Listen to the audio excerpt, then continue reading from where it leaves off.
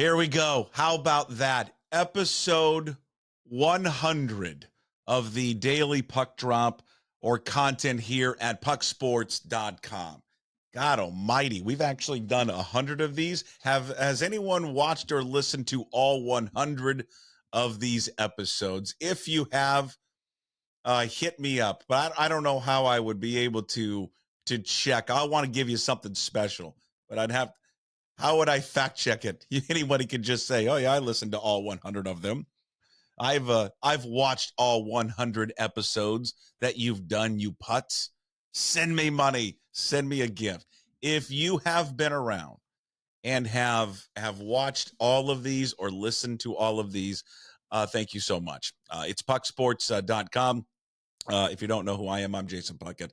This is episode 100 of the Daily Puck Drop, hashtag DPD.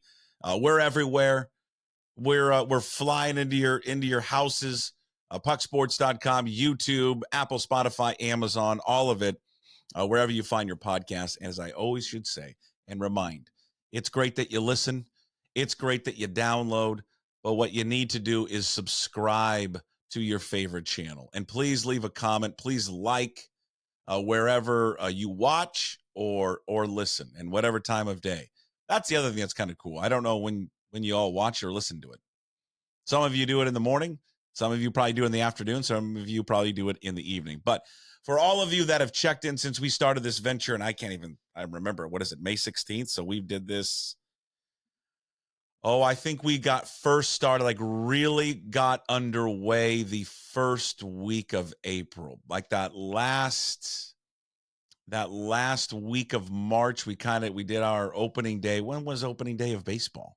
Whenever we did, that was kind of the first show, but it wasn't really like the first show. It was just kind of like a kickoff type of thing, but we ended up getting underway like in full that following Monday, March 28th. I had to look it up, against Boston. That's when we put our first show out there. That included Ryan Divish, included Brad Adam, included Jim Duquette, Bill Kruger, I believe. Well, Jim Duquette for sure. And there we go. It was our baseball. I want to say kickoff show, but it doesn't really work right with baseball because that's a football term, you putts. But we started back on March 28th. We really got to get going that next Monday in full force. So we've been doing it a little month and a half plus. March, April, May. Yeah. God, it feels like forever. I'll be honest with you. This last month and a half, 2 months has probably been the longest 2 months of my life. There's no doubt about that one. There's just so much that goes into this, but it's so much fun. And I wouldn't, I always say we, but I say we because I include you in on this. So I'll say we couldn't do this if it wasn't for you. If you weren't watching, if you weren't paying attention to it, if you weren't listening, none of this would be possible. So however you take this in, thank you a million times over.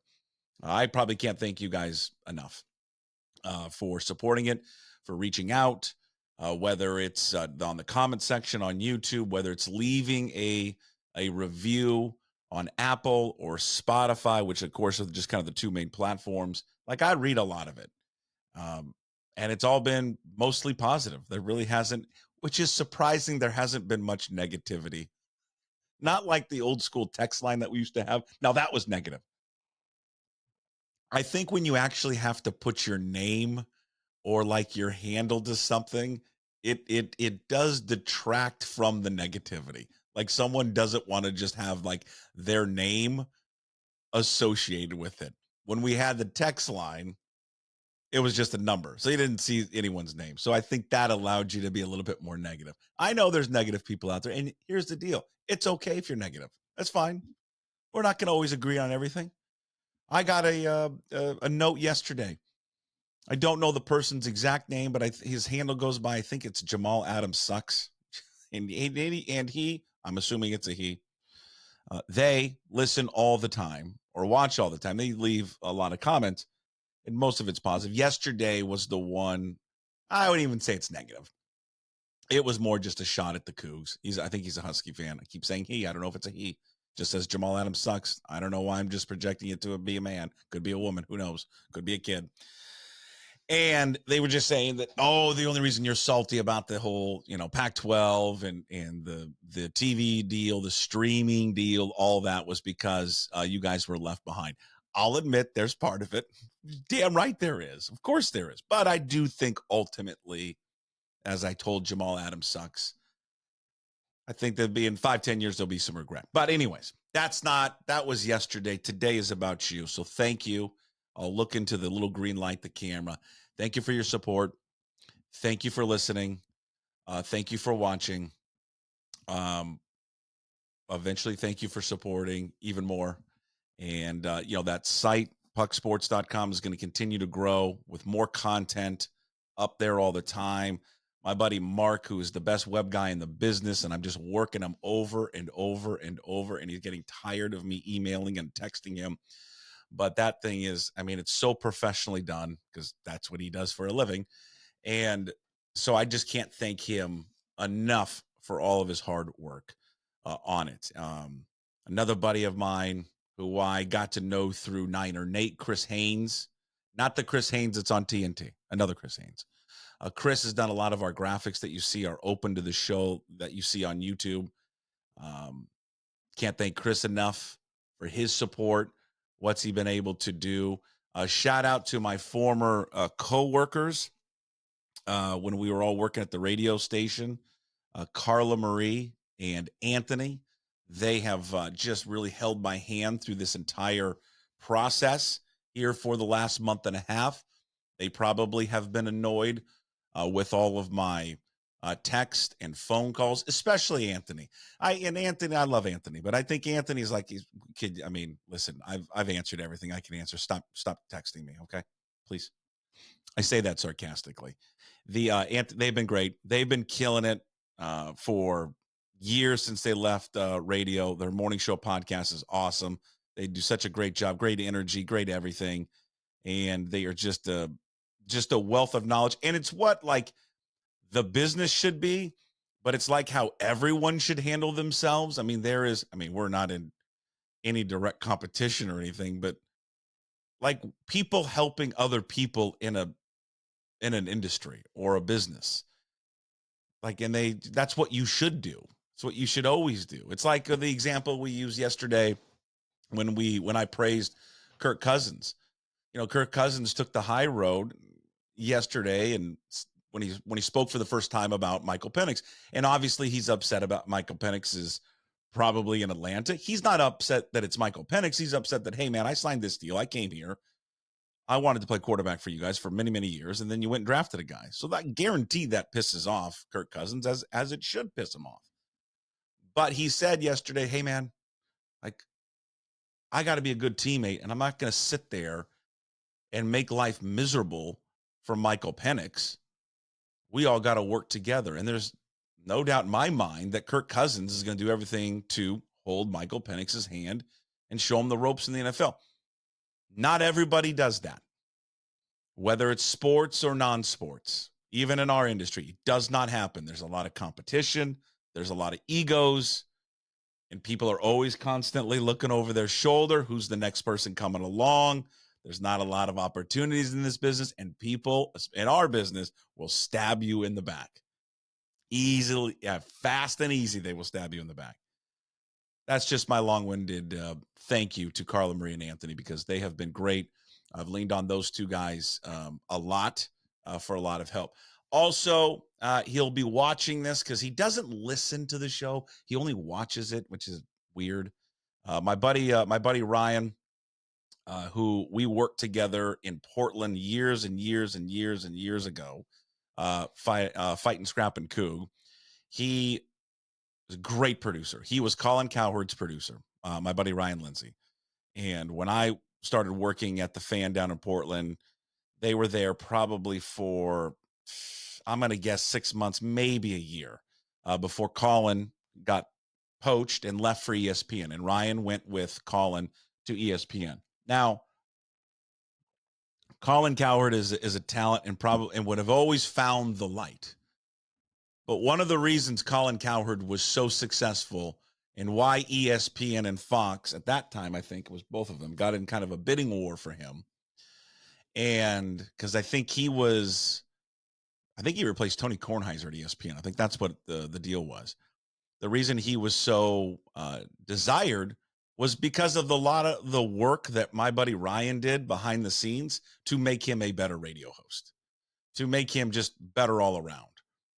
Like a lot of those ideas, which Ryan is great at, topics, bits, promotion, marketing, the brains behind that operation of Colin Cowherd early in his career, and still to this day, in which he has become massively successful, his stop at ESPN, now at Fox, is due in large part to my buddy Ryan Lindsay. And Ryan is no longer in the business, which is unfortunate, but I would say he is an unpaid consultant for pucksports.com. And he is great. I lean on him a lot.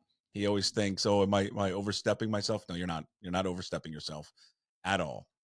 Also, Ryan's got one of the best stories ever, that when we went on a football trip when we graduated from college, he decided to get a gas station burrito. And let's just say that didn't sit well for Ryan in a 5.5 hour, 6 hour RV ride from Portland to Wazoo. You got to pick and choose, buddy, where you get your gas station burrito. All right. That's a lesson for all of you, by the way. If you go gas station burrito, which, by the way, I'm never opposed to gas station burrito. But if you go gas station burrito, let's make sure that it's the right one. Sidebar, one of the best gas station burritos ever, if you are deciding to travel east at some point on Highway 26, you are going to venture into a fine small town, middle America, called Othello, Washington. Now, off as you're heading east, off to your left, which would be, is that north? Yes. North? All right. Yes. I'm terrible. Is a renovated gas station now, but it used to be a real shithole. But it's renovated now. But they have kept their gas station burrito, and it's phenomenal. In fact, so good that I once recommended it to Bill Moose, athletic director at Washington State University, who then went in, tried it, and said, "You're damn right. That's a good gas station burrito." Who else should who else do I need to thank? My buddy Ryan, Carla Marie Anthony. I'm trying to think. I'd like to thank, this is going to sound so stupid, but just bear with me. I'd like to thank my agent, Fred Schreier, who has been great throughout the whole process in dealing with what was happening at the radio station, but also here in the last few months.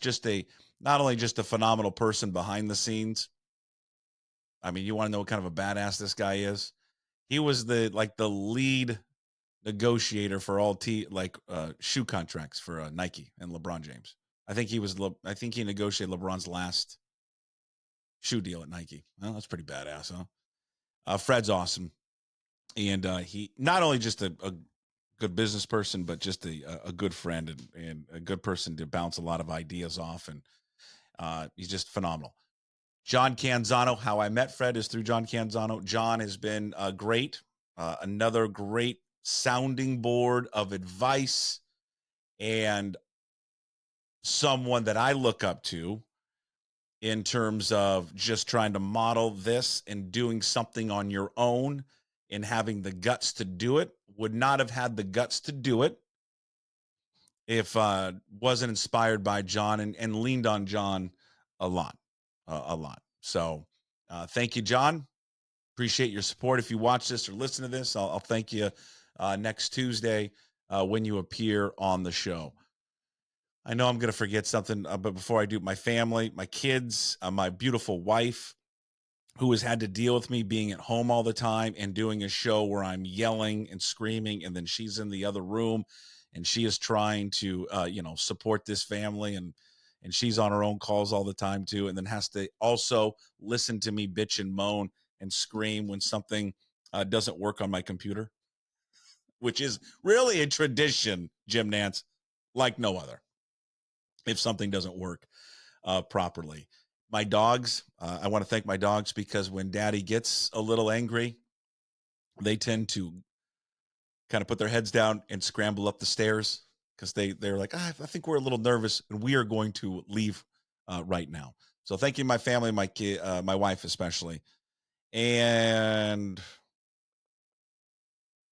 you guys. Thank you. I think I already thanked you guys a lot, but I will continue to thank you. I want to thank all of our guests. Uh, Again, we mentioned that when we started this platform, that it was scary going off on our own. It wouldn't have been possible had those individuals not decided to come. So Jim Duquette, thank you, Jim. He's the best. I love talking to Jim every single week. And what I love about Jim is just like on radio, when we record our shows on Monday, he hangs up just as fast. So when I hang up and I'm like, hey, Jim, I got a question. Oh, you're gone. Just the same way. Bill Kruger, and Bill I've known for a very long time, and I will just support Bill forever because he's just such an awesome dude. He is. I like how he just keeps getting more and more unfiltered, and that's the way it should be. I know that's kind of can be a complaint for those who kind of cover a professional team and it's the home team, but yeah, he does a good job of just calling it like it is, and he's really good at it. And I know he's kind of an old man screaming at the clouds, but there's a lot of what he says is right and true, and sometimes people just don't want to hear it, and it's uncomfortable. But it's okay to say things that are uncomfortable, even though you work for a team or work for a network that's owned by a team. It's okay to be critical. I think that's what all pro teams need to understand. They're talking about you. They're covering you. It's okay one time or more than a one time to put your fist down and say, that's not right. They played like crap today. It's not disrespectful at all. It's the way it should be done and always should be done. It shouldn't be over the top, but it's okay to be honest and be critical. So thank you to Bill. I mentioned John, who joins us on Tuesdays. Big thanks to John. Brad Adams, same way. Brad, I just love talking to Brad. He's just fun. He's got a great sense of humor. We are in line with our sense of humor a lot, and Brad didn't hesitate at all to jump on over, and just having him on all the time and just goofing off. And I love when those conversations kind of steer away from baseball. We just BS about other stuff. The single best thing that came out of this of leaving and starting my own platform is being reunited with Ryan Divish. I mean, just flat out is. I mean, it's one of the best things because of obviously the relationship that was between the radio station and the paper, and it was unfortunate, and but it's great to just be able to talk to Ryan. Ryan's the same way with Brad. I mean, Ryan, when we do the shows, and I know sometimes people leave comments, can you please just get to baseball? And I know we have a problem that sometimes we will veer off and we'll start talking about other stuff, but that's just kind of the case, and that's our personalities. We could probably start recording and do an hour show and not talk a single second about baseball. But I think you would find it entertaining, and I think it's those little things that you find sometimes more entertaining to hear or to watch. I mean, baseball is a long season, right? It's a long, long season. There's only so much we can talk about every single week when it just becomes the same storyline over and over again. Ryan and I and all of our baseball guests, we could just rinse and repeat the shows. Oh, the offense didn't deliver today. Great starting pitching, and they made an error, but they keep winning. I mean, it's just kind of the same thing. And so I like when Ryan veers off and bitches about bunting or the traffic or just whatever, his daily life. I just love his daily life and everything that he is, because he is a throwback to a day and age, and we're losing someone. We're losing him. Is an old curmudgeon beat reporter, and he is the last of a dying breed. And when he goes, and I'm not saying when he goes, but when he goes and decides to part ways, it's over, because he's the last. He's the last in this market. Just old curmudgeon beat reporter, especially baseball, because baseball does it to you. But it was already inside the human pony keg. But and I love the fact that he's settled down, which is amazing for those who have known him for as long as I've known him, especially in his mid to late 20s. And the fact is that comes with this relationship comes a somewhat of an adopted family, that he's got, kids there too. That's even better, because it makes me smile that he's got to go through some of those things. When he said, "Oh, that's never going to be me." Well, it is you now, fella. It is you now. Rob Staten, who is, my God, what a following. What a take. I love talking to Rob. I love talking football with Rob. He's so smart. He's brilliant. He is, I'd love I'll be honest with you. In the beginning, when we first started having him on the radio, I just had him on because of the accent, because I just thought the accent was so good. It was great. And then he was talking football, and I thought, well, this is kind of fun. And then just more and more as we had him on, it was clear that he knew his stuff, but he liked talking about it, and he was invested in it, and he is invested in it. And you want to talk about a guy that busts his ass. That guy busts his ass.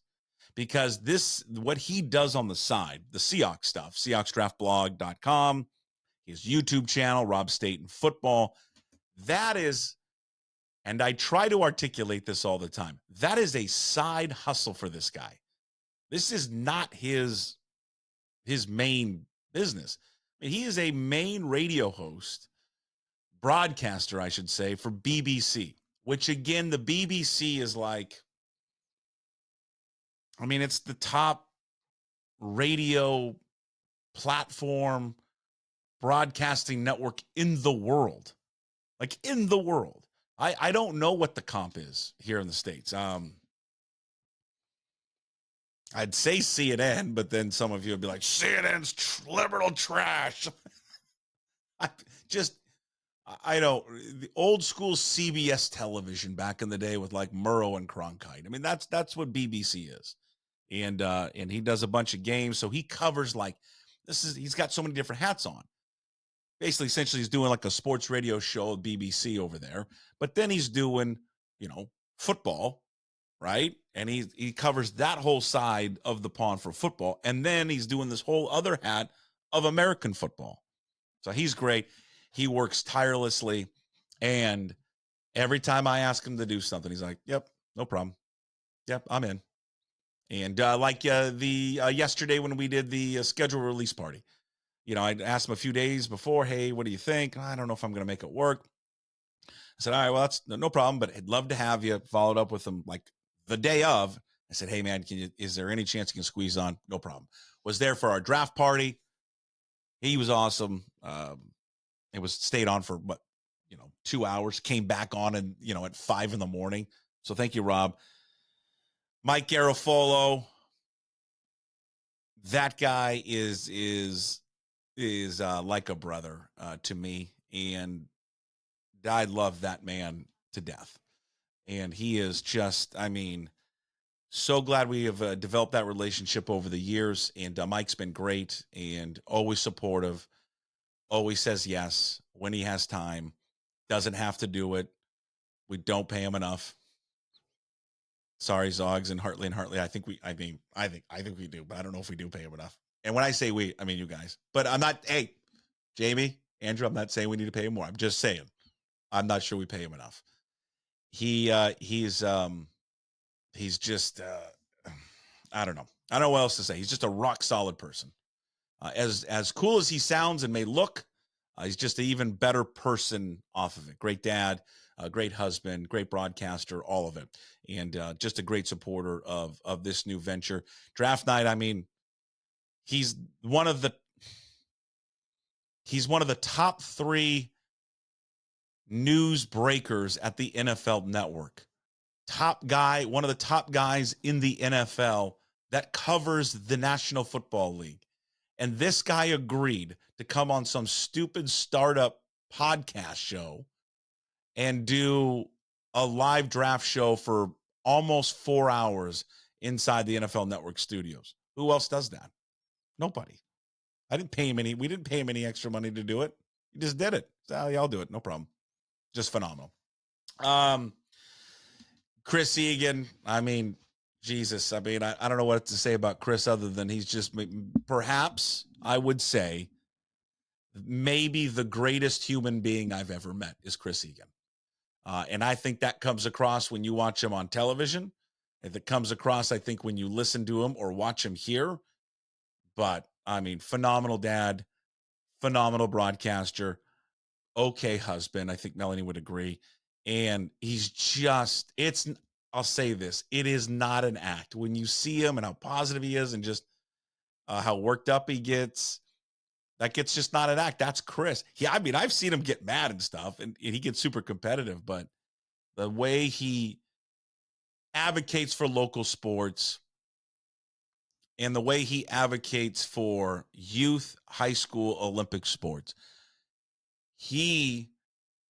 I think, has a chance and may go down as the greatest sportscaster that this region has ever known for everything that he has done. You want to talk about a guy that works hard. I mean, the guy gives as much attention to the girls softball team, soccer team, golf team, football, basketball, whatever, that he gives to the professional teams. Nobody else in this market does that. And no one's ever done that in this market, ever has dedicated themselves to making sure that high school sports and youth sports don't get left behind in terms of coverage.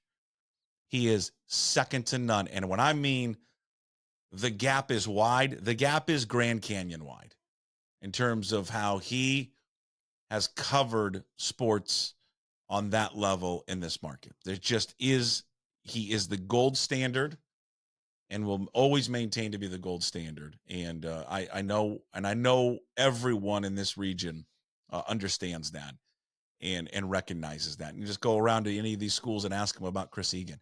You know, the biggest thing, and I witnessed it. I mean, I've witnessed it firsthand to go to a game, Lake Stevens last year, to go watch him do his King 5 big game of the week. The guy, he's a rock star.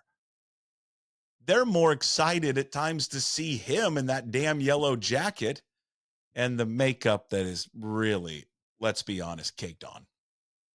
Really caked on. They're more excited to see him than anything else. And when he shows up in that truck, his cameraman, whoever, you know, it was great, late Alan Reed, or it's Tate or whoever.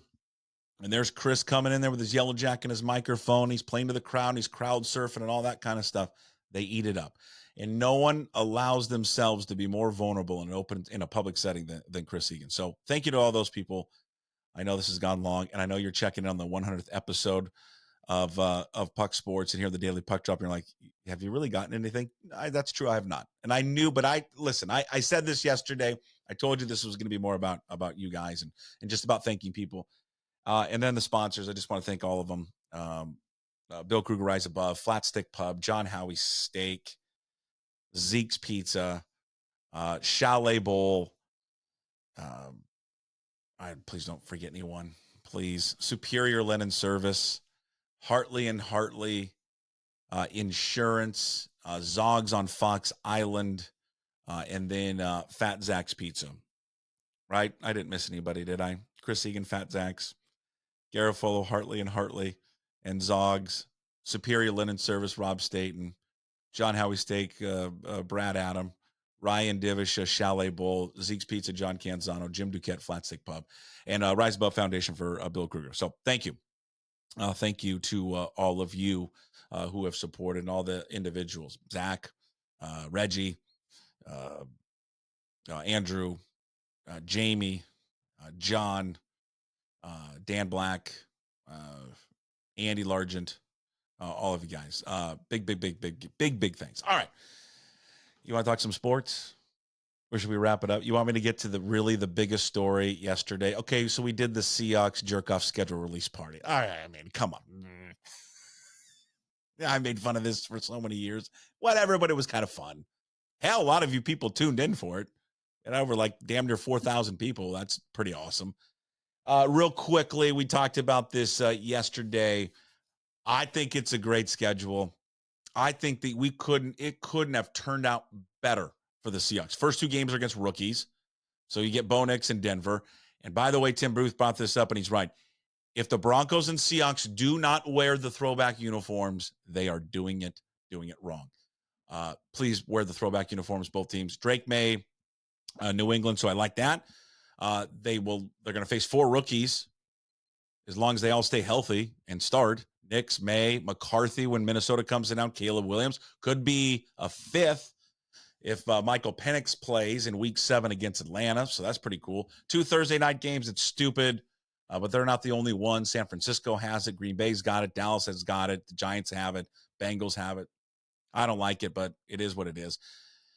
No double dip games for UW and WSU for the Seahawks on the road. And that's kind of one of the downfalls and one of the things that probably a lot of you didn't think about, especially like if you're a Husky fan or a Cougar fan too. I've done that trip where you've double dipped. I went and watched the Cougs play the Cal Bears, and the next day watched the Seahawks play the Niners. Can't do it anymore. And really will probably never be able to really kind of truly do it again, especially the way that it lines up. And that kind of sucks when you think about college football realignment for all fan bases. One of the coolest things was when that schedule came out, we're playing the Cardinals here down in Arizona. Are the Cougars there? Are the Huskies there? Are they in Tucson? That's awesome. And that's gone now. It's probably never going to come back. For the last 6 games on the road could determine whether or not this is a playoff team with that finishing stretch of games. Tough one. Maybe games aren't all that tough, but just 4 out of 6 on the road, that is tough. Best road game trip, it's clear which is the best one. And again, hat tip, if I can spit it out, to Tim Booth of the Associated Press. There was a lot of like H and T's in there. That's why it was hard for me to get it out. September 15th, the Seahawks are in New England. Game starts at 10 a.m. our time, so 1 o'clock Eastern time. Thanks, Tips. The Pearl Jam is playing at Fenway that night. So you can go watch the Seahawks. Then you can go watch Pearl Jam at Fenway, or you can stay for a couple of days after because they're going to play Fenway again on September 17th. But let me be your travel coordinator. Here's what Puck would do. Okay, this is free advice. I would fly in to New York on Thursday. I'd go check out the big city. Fly into New York City. On Friday, I would go catch a Yankees game because they're playing the Red Sox at Yankee Stadium. So I'd go do that Friday or Saturday. Then I would jump on a train. I think it's about, 2 hours or so, maybe less. I'd jump on a train, head to Boston. Beautiful town, beautiful city. Go walk around. It's great. Go to the Cheers bar. Go to the harbor. It's all wonderful. And then I'd go watch the Seahawks play the Patriots. And then I would either that night, actually, I'd go to both. I'd go to the concert that night at Fenway, and I'd stay another night or two. And then I'd go to the concert 2 nights later to go watch Pearl Jam again. Oh, how about that? Let's get to the real important part, though, of the schedule being released yesterday. And that would be, that's right, the betting lines, courtesy of the DraftKings Sportsbook app, huh? Kind of surprised a lot of these lines. They are underdogs in a lot of games early on. Like the early lines. They are dogs in a lot of games and dogs at home, which is rare for them to be dogs at home. So these are the early lines, and we'll go through them real quickly. They are 4.5 point favorites in the opener against Denver. We'll take the Seahawks minus the 4.5. God, I wish we had music, like NFL music. I don't think I can incorporate the NFL music because there's all the copyright crap that you got to deal with. I got to find some like NFL music that's free or something. They head on the road. They are favorites in New England right now, minus 2.5. Drake May on the road. I'll take the Seahawks to cover again. They'll come back home to take on the Dolphins. They're 2-point dogs. They're getting 2 at home against Tua. Home points. Why not? I'll take the Seahawks. They head out on the road Monday Night Football. I am going to take the Seahawks in damn near every one of these games. They are getting 6 on Monday Night Football against Detroit. Give me the Seahawks plus the 6. Come back home against the Giants minus 3.5. Drew Lock. Melanie's back. Give me the Seahawks minus 3.5. Jesus, this is terrible. They head out, then on the road. Here's the first one where I'm not going to take them. Niners, they're getting 4 at San Francisco. No, go Niners minus the points.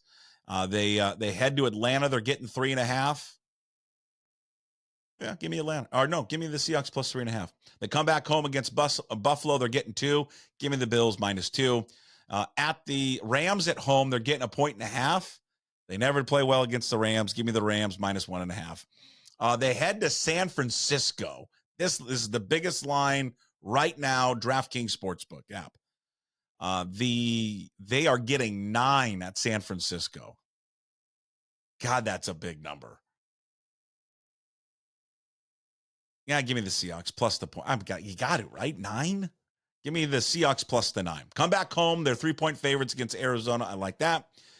They head to New York. They're getting 4.5 against the Jets. I'll take that. Give me 4.5.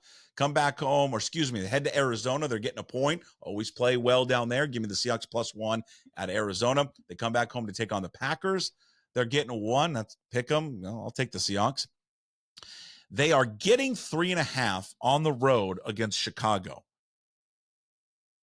Yeah, give me that. Give me the plus the 3.5 against the Bears, and then they get 5.5 heading to LA to take on the Rams to finish the season. I don't know. I just hate when they play the Rams, but 5.5 is kind of a lot. Give me the Seahawks plus 5.5. I really bet heavy on the Seahawks. I hope this goes better than M's bet M's under summer tour. Actually, that's actually going better a little bit. Speaking of that, the bet M's under summer 7.5 was the total last night. 4-2 win, 2-game winning streak. So our record now is at 6-8-1. We're back, baby. We are back. Speaking of the M's, they got a big 10-game road trip. That starts tomorrow. They don't have a day off today. 3 against Baltimore, 4 against the Yankees, 3 against the Nationals, a 1.5 up on Texas, 6th best record in the American League. I'm not surprised by the record, 24-20. I'm surprised that 24-20 has them a 1.5 above Texas. I am surprised by that. Texas has struggled. Their issues, the bullpen, starters, the Astros just falling apart. So not shocked with the record, just shocked with the record gives them first place and gives them the 6th best record in the American League. Brian Wu was great, just phenomenal yesterday. I still think ultimately he's going to find himself in that bullpen and maybe should at some point with their bullpen. But God, he's tantalizing as a starter, and he pitched his ass off yesterday. France, good sign for Ty. Tie me up with some of your ties, Ty. Excuse me. What is that? It's a movie reference, Ty. What movie? Guys, I can't hear you. It's called Caddyshack. Ty? Yeah, I don't know that. Moving on. Second home run of the series there for Ty France. So good sign there for Ty. Munoz was great yesterday, and I said this after the game, and it bears worth repeating. These Latin players, they get some help, but they are, when they come to the major leagues, are kind of left on an island a lot of times, and they don't speak English. They speak their native tongue in Spanish, and a lot of them can communicate, but then they get embarrassed or frustrated if they don't answer something correctly or they use the wrong word. Imagine you going to a different country, and I get, well, if you're here when you learn English, okay, just stop it for a second. They try their asses off, and especially him. He's been working hard as hell to get better at it so he can conduct interviews without a translator. And as like badass that he has been this year, what I think has been really cool to watch and listen to is how hard he has worked to become better at communicating so he can do these interviews in English and feel more comfortable with it, because it's got to be nerve-wracking as hell to do it. And sometimes you don't understand it, what's being said. And then maybe you're like, oh, did I just say the wrong thing? Did I say the wrong word? But that's really cool. It's just, I don't know. It's one of the cool storylines of the year, I think. I'm going to say this, though, about him. I think they're using him too much, and they need to find some help. They've already used him 17 times. They've already used him 18 in the third innings. And I think at this point last year, they had, through 17 games, he pitched 16. So you're like, oh, that's not that big of a difference. Here's where the difference is. Through 17 games last year, only once did they pitch him more than 1 inning through 17 games. Through 17 games this season, They've already done it 7 times. They are relying way too much on the 4-out, 5-out save. They've got to pull back. If they don't pull back, his high last year, I think, was 48 innings, 49. They're going to run his arm into the ground. And by the time this team gets to a September push, Andres Munoz, hey, great left tackle, by the way.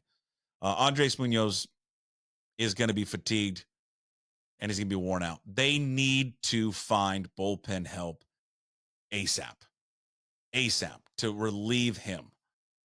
They have to. They've got to find somebody they can pair him up with because they are going to use him because of the style they play, where they play all these games where it's razor thin edge to them all. They're going to kill him. They really are. And so I hope they find some help for him. I don't have enough time to get to this story. I'll spend more time on it tomorrow. There's a story in the Seattle Times today. I've seen this because we've played Little League games there, Lower Woodland Park. There's been a petition started by a parent there of a kid. They're raising money. They want to turf all the infields there at Lower Woodland, which is a great complex, by the way. It's what every place should look like. It's awesome. I think there's 4 fields there, plus a big one for high school, so 5 plus 2 soccer fields. It's awesome. But because it's in Lower Woodland, and when it rains, it's unusable. The problem is that every Metro softball team uses that complex, every one of them. And so when you can't play there, all the games get canceled. Ballard uses it, by the way. Shout out to the Ballard Beavers softball. Best team in the state. Going to win the whole championship this year. And they got 5 freshmen on the team. Badass girls. These girls are badass. They're coming for it. And shout out to the Ballard baseball team. They're in state 2 for the first time. I want to say it's 22 or 23 years. Phenomenal. And what's cool is there's several families that have a daughter on the softball team and then a son on the baseball team, which is pretty awesome. So shout out to the Beavs. Do some damage there in the state. But so when they play down there, it gets rained out and you can't do anything. So they got to start a petition. None of this should have happened to start a petition if it weren't for Mark Mullet, who's running for governor, by the way, and his cronies, Andy Billig and others, who elected to steal money from a kids fund that was, wait for it, earmarked $42 million to improve ball fields. That included turfing the infield. But they took it so they could pay for the Spokane Indians, the Everett Aqua Sox, the Tacoma Rainiers, Tri-Cities Devils, Walla Walla's summer team, which John Stanton owns, by the way, $500,000. John apparently couldn't afford it, so the state's got to pay for it. All that money was earmarked for kids that they took. And they promised in this last budget that they would replenish 25 million of it. You know how much they replenished? I mean, I already checked, and anyone could. 0. Absolute 0. They are crooks. Well, I'm going to have more on that tomorrow. Hey, what the puck, real quick. Nothing has garnered more attention, more feedback, more interaction on social media at Puck 2040 on Twitter and our poll question. Was it a sports question? No. Was it who did you like the Seahawks schedule? How do you think Mike McDonald's going to do? What? No, none of Mariners. You know what it was?